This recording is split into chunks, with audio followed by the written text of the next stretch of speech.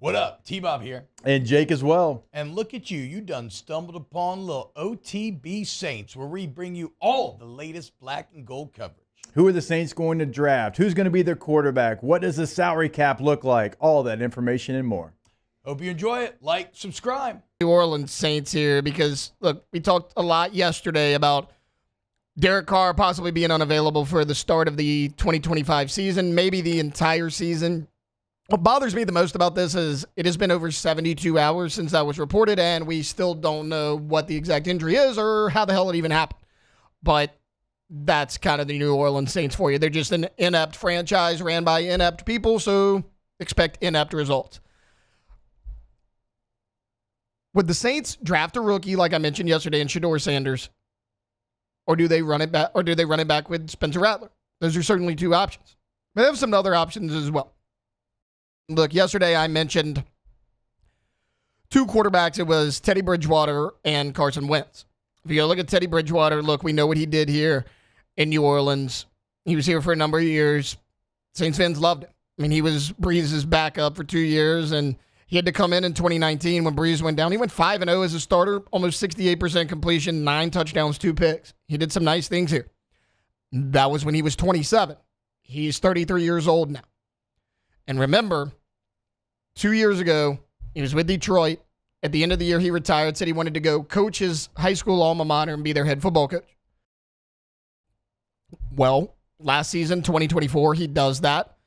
Right after the season's over, he had informed his team. This was apparently always the case, like at the beginning of the year, that, hey, if we win state, I'm going to go try to make an NFL comeback. He rejoins the Detroit Lions for the playoff run. That playoff run was short-lived, but he was on the team nonetheless. He played in one game in 2023, did not play at all last year because, again, he was just there for the playoffs. The last time we saw Teddy Bridgewater in action, as far as extended action, was 2022 with the Miami Dolphins. He played in 5 games. He had 2 starts. He was 0-2 as a starter, 683 yards, 4 touchdowns, 4 interceptions. Not great. The year before that, he took over in Denver. He started 14 games, 18 touchdowns, 7 picks. The year before that, Carolina, 15 touchdowns, 11 picks. You get the point. Like, he was great in New Orleans in 2017. Or 2019. 9 touchdowns, 2 picks, 5-0 record. Ever since then, he's kind of declined. 15 touchdowns, 11 picks, 18 touchdowns, 7 picks, and then 4-4 in Miami. And again, that was 2 years ago. If you brought in Teddy Bridgewater, it obviously would not to be your starting quarterback. You'd bring him in as a veteran backup because all you have outside of Derek Carr is Spencer Rattler and Jake Haener. I imagine if you brought in Teddy, you would roll with Spencer Rattler for a year. You would have a veteran backup who could help Spencer Rattler out, continue to adjust to life in the NFL as best he could. The other name I mentioned was Carson Wentz, because these are kind of the only 2 names left on the free agent market. And no, they're not great options, but if you want to go free agent route, these are probably the 2 names you're going to hear. Carson Wentz just went off his age 32 season. Look, he played 1 game with the Chiefs. He lost that game, but he went 12 of 19 for 118 yards. Not eye-popping numbers, but he was efficient. And everyone's going to say, okay, well, Carson Wentz, he fell off after that awful injury back in 2017. Not really. He came back in 2018, 21 touchdowns, 7 picks. 2019 with the Eagles, 27 touchdowns, 7 picks. Then he kind of fell apart a little bit in 2020. 16 and 15, touchdown interception. But he took over for the Colts for 1 year. Started all 17 games, went 9-8 as a starter, 27 touchdowns, 7 picks. So, like, Carson Wentz wasn't quite as bad in Indy as we all remember. Like, sure, it didn't work out in Washington, but Washington was so awful as a franchise back in 2022 that do I blame Carson Wentz or do I blame ownership and an awful front office? I'd say a little bit of both. Went to the Rams, played in 2 games, 70% completion, 2 touchdowns, 1 pick. You get the point. Kind of been an average NFL quarterback. Again, if you bring in Carson Wentz, he's probably a veteran backup to a guy like Spencer Rattler. If Rattler goes down, Wentz can make some spot starts for you along the way. We've talked about those 2 guys. We get it. There's another name out there. Would Aaron Rodgers be interested in the New Orleans Saints? I'm going to say probably not. Because at this point in Aaron Rodgers' career, he's 41 years old. He's going to want to go somewhere where he can win immediately. Obviously, that is not New Orleans. Because if he wanted a roster like this, constructed the way it is, he might as well have just stayed with the New York Jets, even though the Jets obviously did not want him.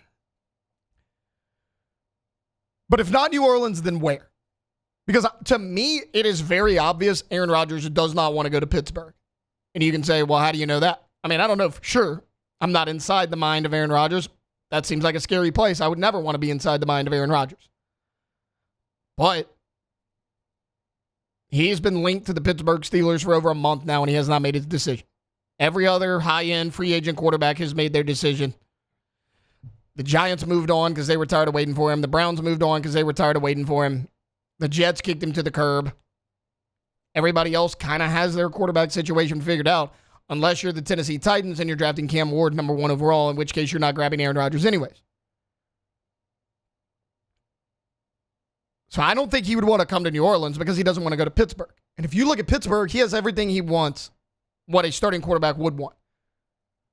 You have 2 really good receivers. You'll have a decent running game, a pretty decent O-line.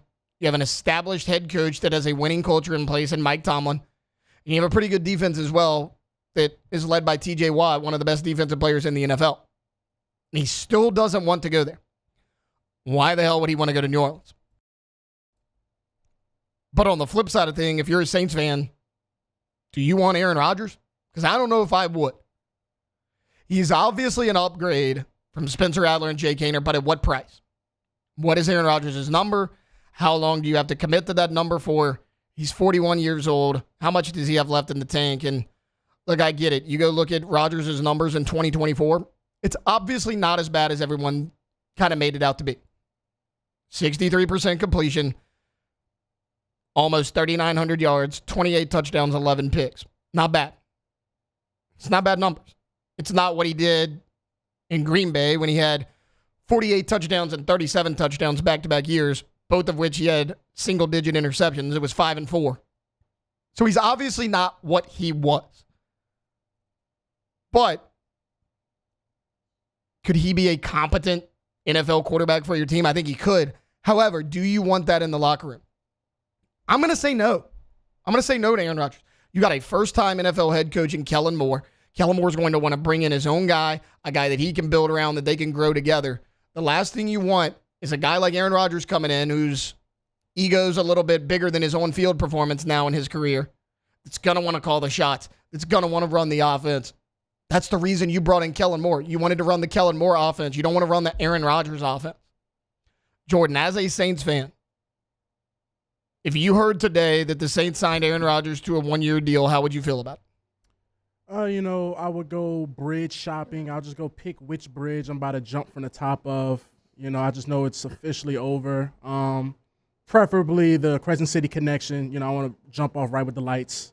I just know it's really not a bad view, to your point. Yeah, nice view. I might put a brick in my pocket just so I can just, once I hit the water, I'm gone. Make sure. Yeah. You don't want to be like kept together artificially. Yeah, I don't want he's just a little paralyzed. He's able to make it. No, end it. Like if Aaron Rodgers is in the locker room, it's over.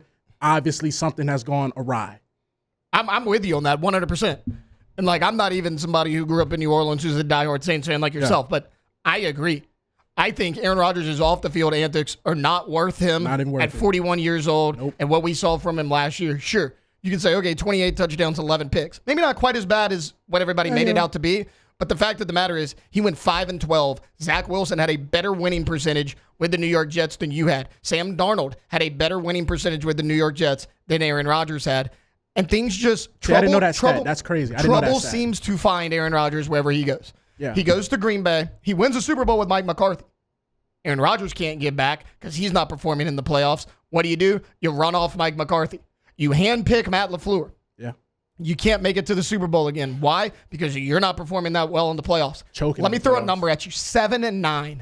That is Aaron Rodgers' playoff win-loss record since winning the Super Bowl back in 2010. True. So in the last 15 years, Aaron Rodgers has a losing record in the playoffs. he's making money like he's a top 3 to 4 quarterback still, and he's 41 years old, and he kind of has an ego issue.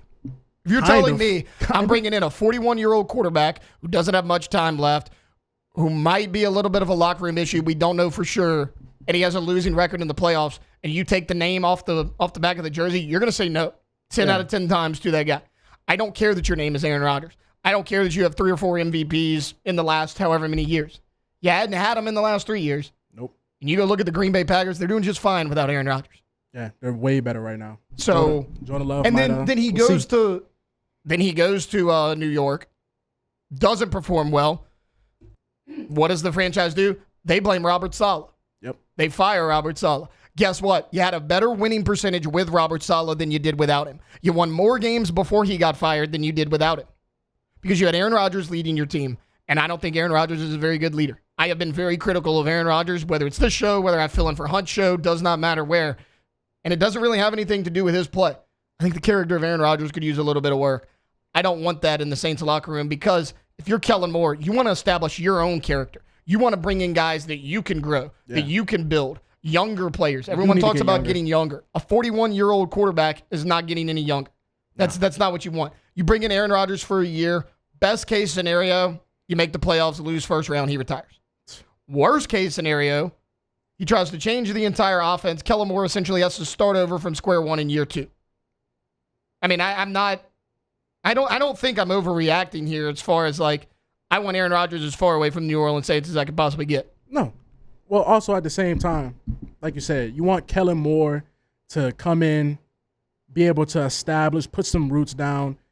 You kind of want him to be on the same timeline as a quarterback. That's why the whole allure of drafting a quarterback, because you want your head coach and your quarterback on the same timeline. Like, all right, we're going to grow together. Aaron Rodgers is older than Kellen Moore. Like, Aaron Rodgers is significantly older than Kellen Moore. And he's like, old dogs don't learn new tricks. Just call it what it is. So at the same time, I get it. Quarterback, whatever. What side you want the dart, you want Shador, whatever. I just think the best case scenario for the Saints is best player available. You have too many holes regardless. You could draft Will Campbell for all like you still have hole at every position. You kind of have a hole no matter where. So like, as long as it's not running back, I don't even want to say that, on the Jacob Hester morning show, but running back other than that, every other position I'm A-okay for. Yeah, other than DN. DN too, I just can't, I can't go down this rabbit hole with a DN again. I'll say that, yes. Well, that's just because it's come back to bite the Saints so many times in the past. Too many times. I actually went there yesterday when we were talking about the Derek Carr thing. I was like, a lot of people are going to say you're forced to draft Shador Sanders. My point was, if you originally thought that was your best player, take it. Don't change your entire draft board. Continue, stick with what you have. Yeah. If your original plan was to not take a quarterback, don't change it because of this Derek Carr situation. You did your homework on this guy. You thought this was the best guy for your spot. Time. I agree with you 100%. Yeah. I don't care if it's Shador. I don't care if it's somebody else. I want who you think is the best player for your situation that'll help you win. Yes. And we were talking about it a little bit last week. Like me and Alondra brought it up where it was like good news and bad news. Bad news is the Saints are bad everywhere. Good news is they're so bad everywhere that you kind of can't go wrong with this first-round pick. Unless you pick, a defensive end from some small school like you were talking Mike about. Green, stay away from me. If you pick somebody that everyone likes and all that, really regardless of position, your team has gotten better. Yes. I don't think you're going to get better long-term by signing a guy like Aaron Rodgers. But look, this is somebody who's a big name. He would sell tickets because good or bad, people are going to go to that game and they want to see what happens with an Aaron Rodgers-led offense. I just don't think it's a good fit at all. I think if Aaron Rodgers plays this year, you got to go somewhere where culture is already established with a veteran head coach on a roster that is ready to win now. None of that is the case in New Orleans. I don't think it's a good fit, but we'll see what happens. Wow, just amazing black and gold takes right there, Jake. I don't think I've ever heard any takes that are better than the two guys that just gave you that take. And you can keep getting them by going ahead and liking, subscribing, ringing the bell to get notifications when we post. Have a great day. We'll see you on the next OTB Saints.